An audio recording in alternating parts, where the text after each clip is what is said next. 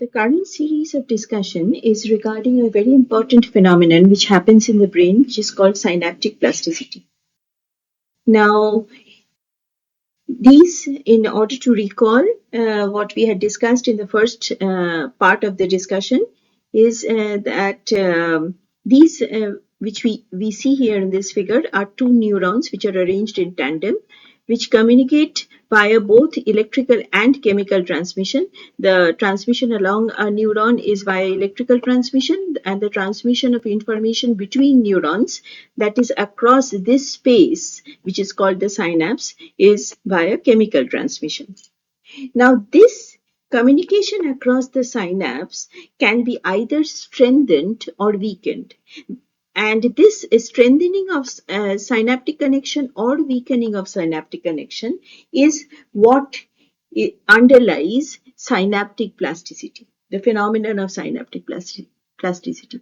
This is especially very important because long-term synaptic plasticity is involved in the process of learning and memory, and that is what we are going to discuss today. Now, the brain, as we know, is comprised of multiple neuronal circuits which come together in order to form a complex network architecture which makes the functioning of the brain possible. Now, these circuits are indeed impacted by synaptic plasticity, that is, the strengthening of connections between these neurons or the weakening of connections between them. Now, these changes of within the circuits can be so profound that it can even be reflected in the organization of functional representations that we have in our brains. Now, what are the roles of, let's recall what are the roles of neuronal plasticity. Neuronal plasticity forms the basis of formation of new memories, in the learning of new motor skills, in the learning of even new cognitive skills like language, math, and music. For example, when an athlete, he or she learns a new athletic skill, or a performing artist, when he or she learns the use of a new musical instrument, learns to play a new musical instrument, these learning processes involves plastic changes which are happening in multiple regions in our nervous system, which therefore makes the acquiring of these skills possible. So apart from this very encouraging aspect of synaptic plasticity, this form of plasticity is also very important when one encounters a very unfortunate event of injury or disability due to a lesion happening in the brain. So in the context of healthcare and adaptation and recovery from this injury and disability, this phenomenon of synaptic plasticity plays a central role in our nervous system. Now, in this discussion, we are primarily going to focus on long-term potentiation because it is one of the most prominent phenomenon which is associated with synaptic plasticity, because it has to do with the function of our long-term memory.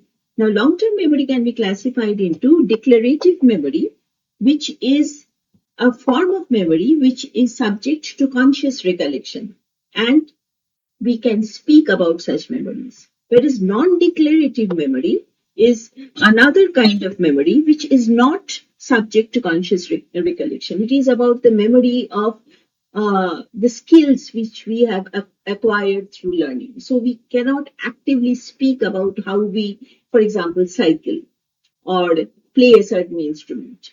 So we cannot explicitly speak about them. And this is what is called non-declarative memory.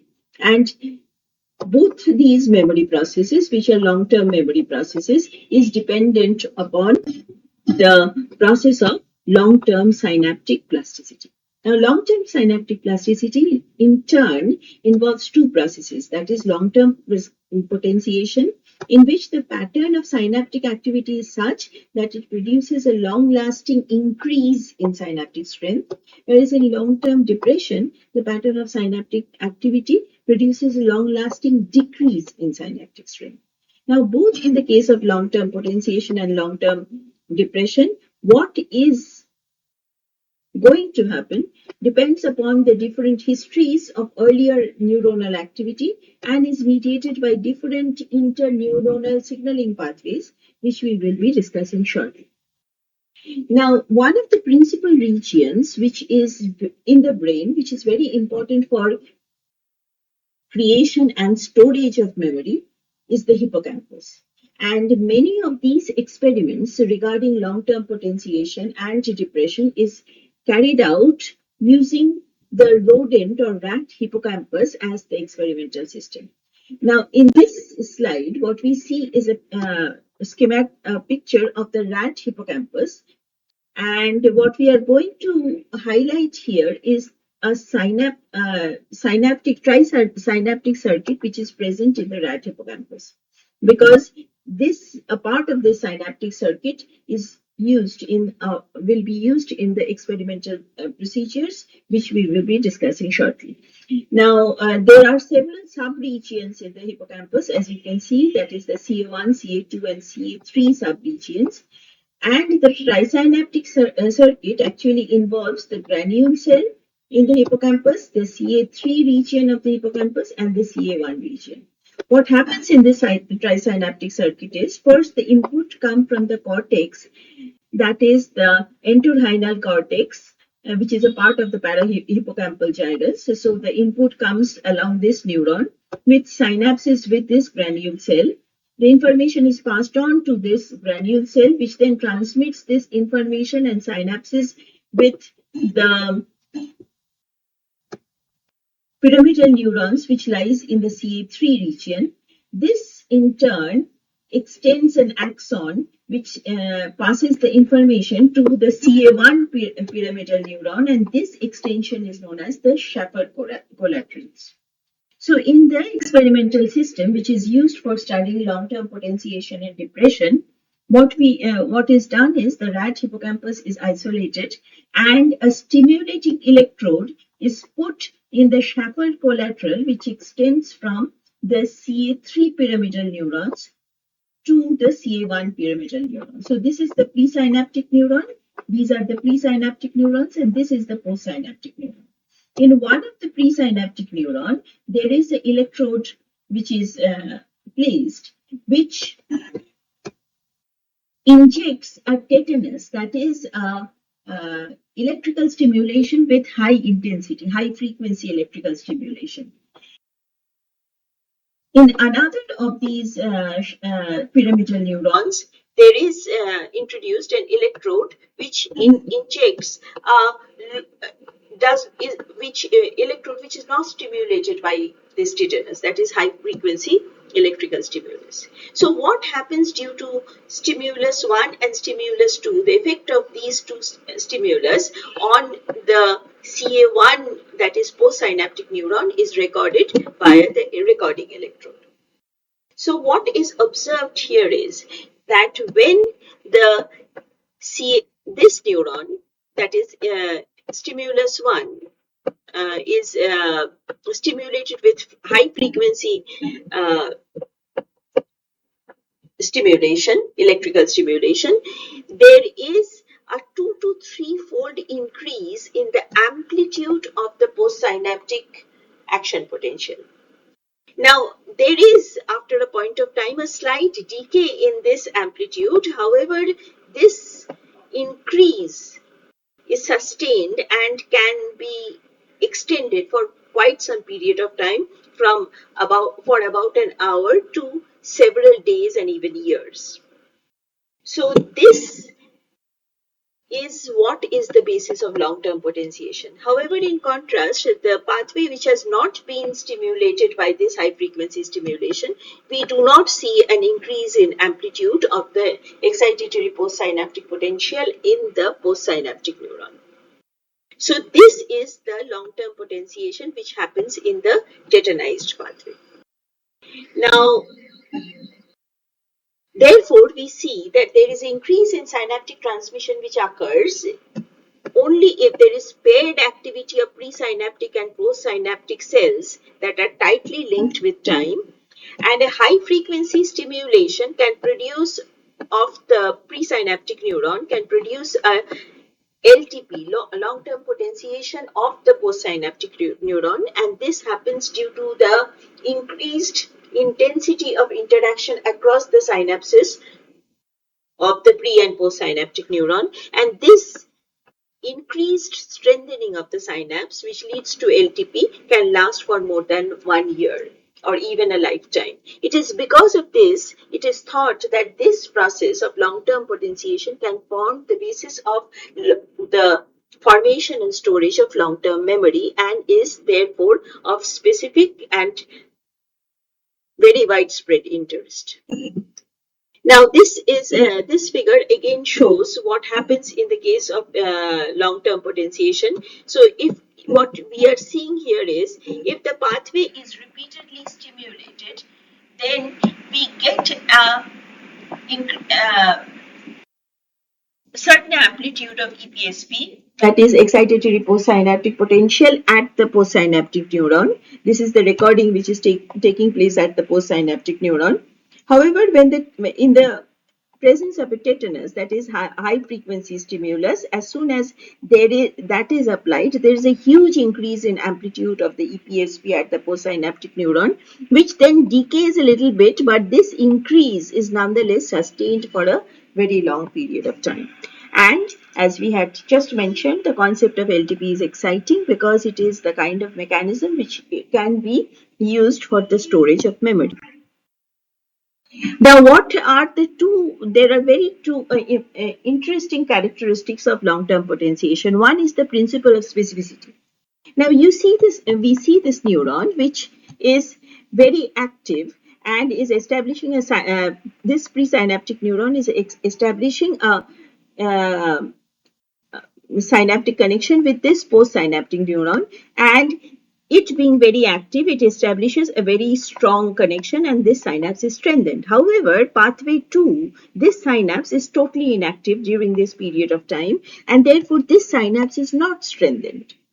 So, one can say that only the active synapses will be strengthened.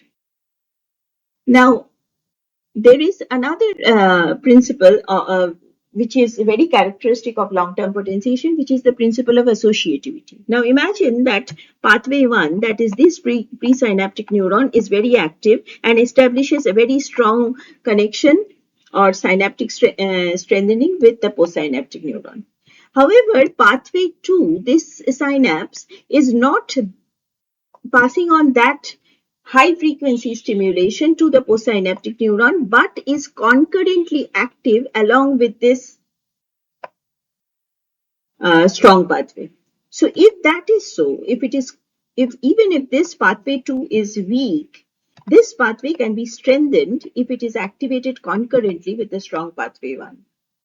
Therefore, one sees that the pairing of a strong pathway with a weak pathway can lead to the potentiation of both the pathways. Therefore, this bears a lot of resemblance with what Hebb had postulated in his Hebbian synapse, that if the two cells, they fire together, they actually wire together. So the principle of specificity and associativity is very much in tune with the Hebb's postulate. So in this case, we see that coactive synapses are strengthened. Now let us go into the mechanism of how does this synaptic potentiation take place. Now for this we have to again revisit the concept of chemical transmission across the synapse. So in this what we see is glutamate, which is stimulating excitatory neurotransmitter, which is packaged in these vesicles, which is present at the presynaptic terminal. Now, when the action potential reaches this terminal, this vesicle filled with glutamate fuses with this membrane, releasing its contents to the synaptic cleft. This glutamate now sits on these two receptors, which are both glutamate receptors, and these are the AMPA receptor and the NMDA receptor.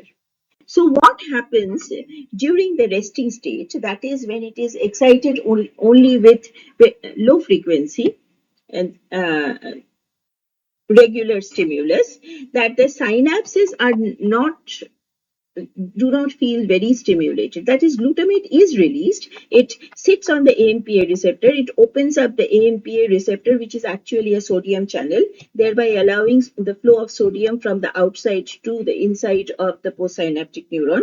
This leads to, as we had discussed earlier in neuronal transmission, depolarization of the postsynaptic neuron. But the NMDA receptor, despite of being occupied by the neurotransmitter glutamate, is still closed. Why? Because there is a magnesium ion which blocks the opening of this NMDA receptor.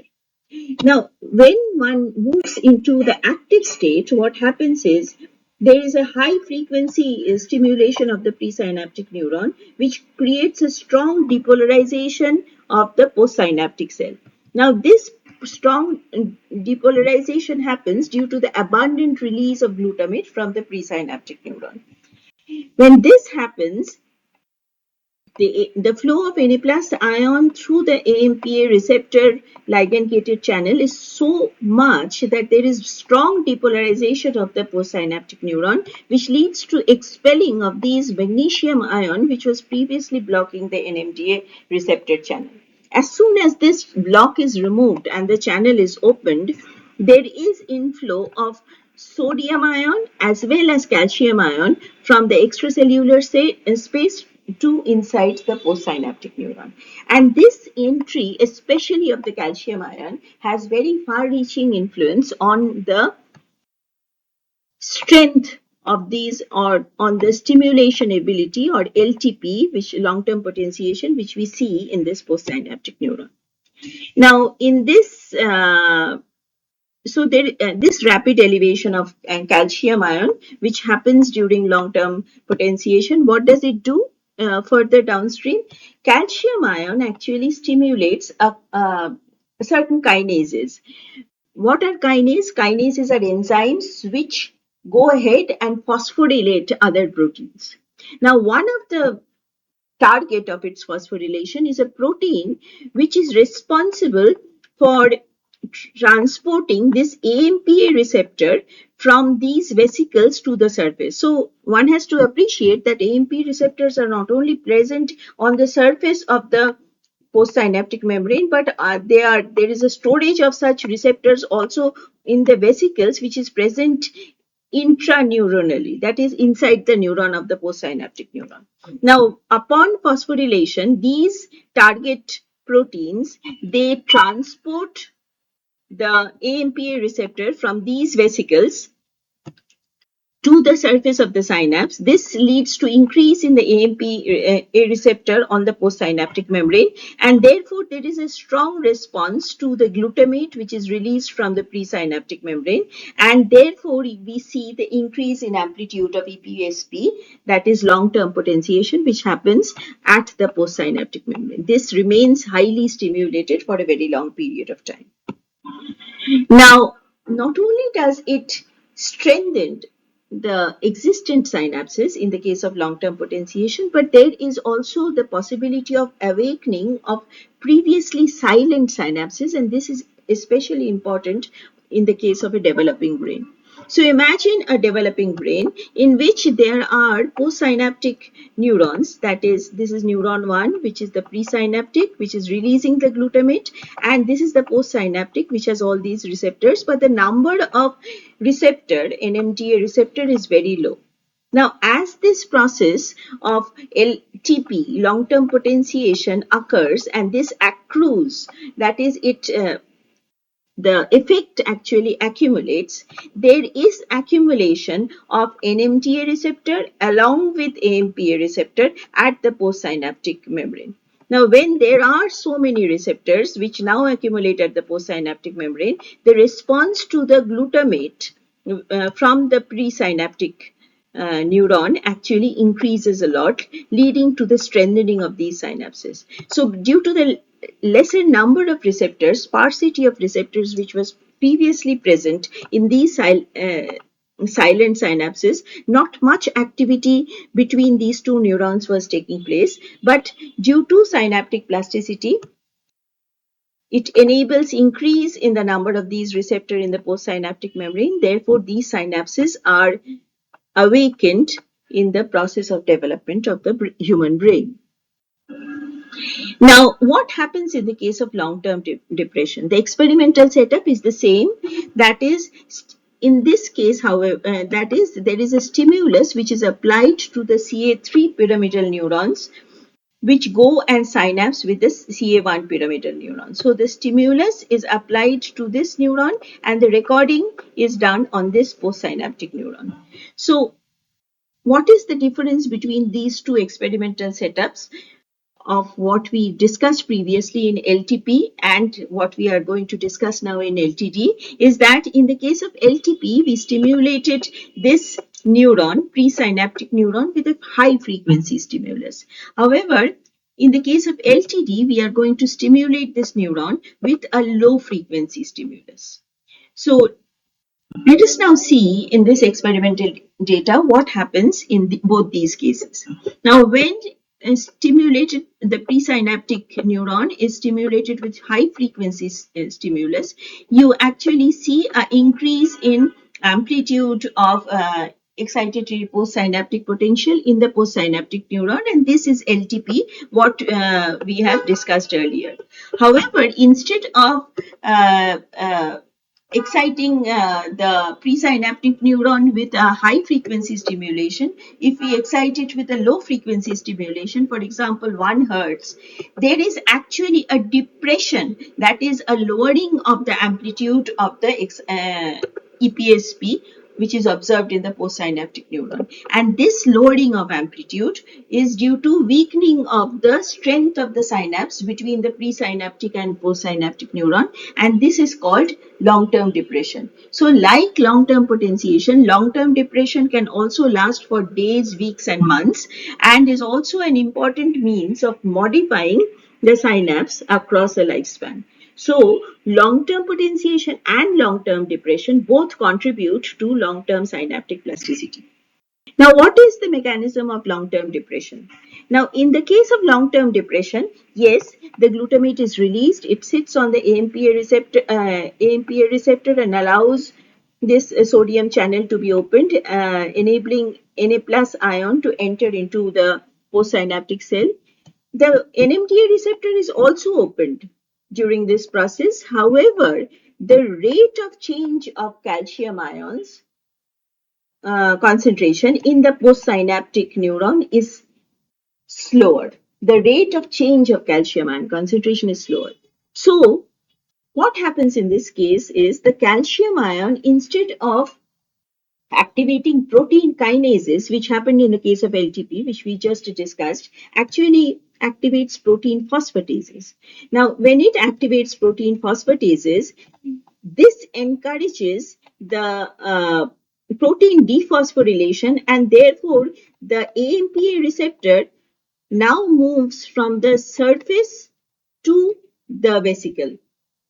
So this leads to the lowering of the internalization of the AMPA receptor, which therefore lowers the number of AMPA receptor which is present in the postsynaptic membrane, and therefore there is a low current density at the postsynaptic membrane, leading to the weakening of the synapse. So this is the reason why we see long-term depression, that is LTD, at the postsynaptic neuron, that is the lowering of EPSP at the postsynaptic neuron.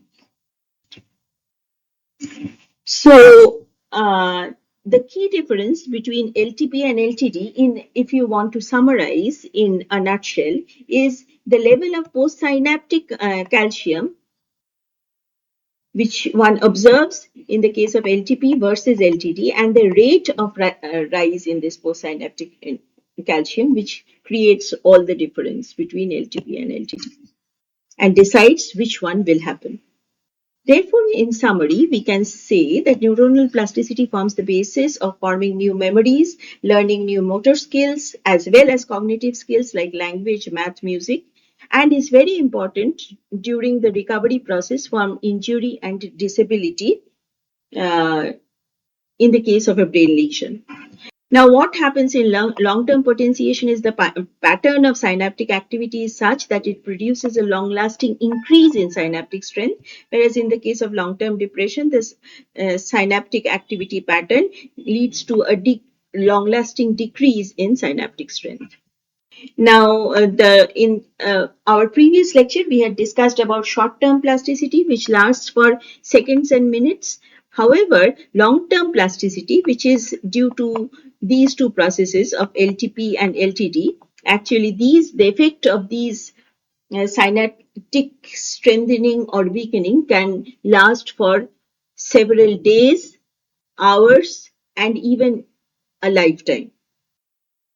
Now, we also saw that the process of long-term potentiation agrees with the Hebb's postulate, which states that coordinated activity of the presynaptic terminal and the postsynaptic neuron strengthens the synaptic connection between these neurons. And with respect to the mechanism, both LTP and LTD involve activation of postsynaptic AMPA and NMDA receptor. And the key difference between LTP and LTD is actually due to the level of postsynaptic calcium and the rate of rise in the postsynaptic calcium concentration, which happens during these two processes.